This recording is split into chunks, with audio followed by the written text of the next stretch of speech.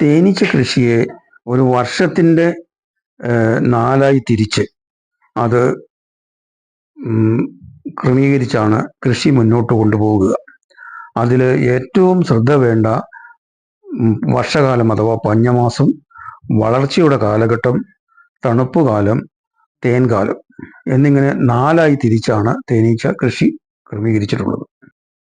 ശക്തമായ മഴയുള്ള June July മാസങ്ങളെ സാധാരണ പഞ്ഞമാസമായിട്ടാണ് കണക്കാക്കിയിട്ടുള്ളത്. ആവശ്യത്തിന് തേനോ പൂമ്പൊടിയോ കിട്ടാത്ത ഈ കാലഘട്ടത്തിൽ തേനീച്ചയെ അങ്ങോട്ട് ഭക്ഷണം കൊടുത്തു വേണം പുലർത്തേണ്ടത്.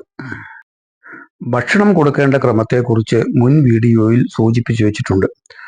ഈ പഞ്ഞമാസത്തിനു ശേഷം ഓഗസ്റ്റ് ആദ്യ വാരം തന്നെ ആരംഭിക്കുന്ന വളർച്ചയുടെ കാലഘട്ടമാണ് തേനീച്ച കൃഷിയിൽ ഏറ്റവും ജോലിയുള്ളതും ഏറ്റവും കൂടുതൽ ശ്രദ്ധ വേണ്ടതുമായ കാര്യം.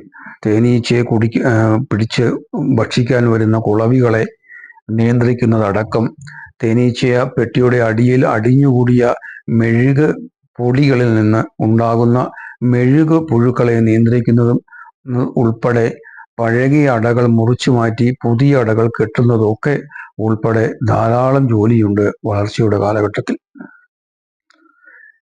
തേനീച്ച കോളനിയുടെ വളർച്ച റാണിയുടെ പ്രായത്തെ ആശ്രയിച്ചാണ് ഇരിക്കുക.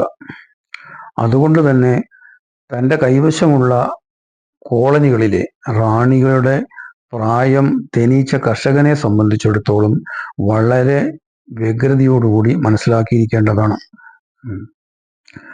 റാണികൾക്ക് 3 വർഷത്തെ ആയുസ് പറയുന്നുണ്ടെങ്കിലും ആദ്യത്തെ 1 വർഷം മാത്രമേ ശരിയായ ശേഷിയോടുകൂടി അവയ്ക്ക് പ്രവർത്തിക്കാൻ കഴിയുകയുള്ളൂ.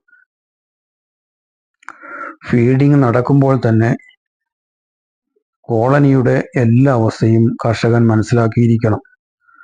ഞാൻ മുൻപ് സൂചിപ്പിച്ചതുപോലെ 1 ഗ്ലാസ് പഞ്ചസാരയിൽ 3/4 ഗ്ലാസ് വെള്ളം ചേർത്ത് തിളപ്പിച്ചുരുക്കി എടുത്ത ലായനിയാണ് ഭക്ഷണമായി കൊടുക്കേണ്ടത്. ഓരോ തവണയും ഭക്ഷണം കൊടുക്കുമ്പോഴും പെട്ടിയുടെ അടിത്തട്ടിലെ അവസ്ഥ നാം നോക്കി ശ്രദ്ധിക്കേണ്ടതാണ്. മുട്ടകൾ നിറഞ്ഞ അടിത്തട്ടിലെ അടയാണ് ആരോഗ്യമുള്ള കോളനിയുടെ ലക്ഷണം. ആ അട പൊതിഞ്ഞ് തേനീച്ചകൾ ഇരിക്കുന്നുണ്ടാവും. വർഷകാലത്ത് കോളനി പൊതുവെ ശോഷിക്കുന്നത് കൊണ്ട് ഭക്ഷണത്തിൻ്റെ ക്രമമനുസരിച്ച് മാത്രമേ റാണി മുട്ടയിടുകയുള്ളൂ.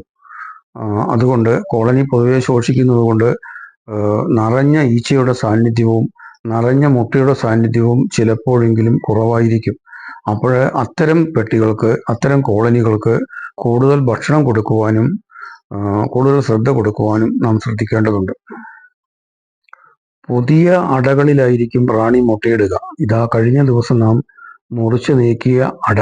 ആ അടയിൽ മാൻഡിലിൻ്റെ ആകൃതിയിൽ ഒരു പുതിയ അട തേനീച്ചകൾ സൃഷ്ടിച്ചിരിക്കുകയാണ്.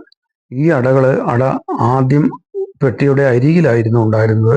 അതെടുത്ത് 2ാമതോ 3ാമതോ ഇട്ട് കൊടുക്കുകയാണ്. 2ാമതാണ് ഏറ്റവും ഉചിതം. 2ാമതോ 3ാമതോ ഇട്ട് കൊടുക്കുകയാണ് വളർച്ചയുടെ കാലഘട്ടത്തിലെ പ്രധാന അവസ്ഥ. 2 ദിവസത്തിന് ശേഷം നോക്കുമ്പോൾ ആ അട പകുതി വളർന്നിട്ടുണ്ടാവും. ഈ സമയത്ത് ഒരു പഴയ അട കൂടി മുറിച്ചു നീക്കി പുതിയ അട കെട്ടാനുള്ള അവസരം ഉണ്ടാക്കി കൊടുക്കേണ്ടതാണ്.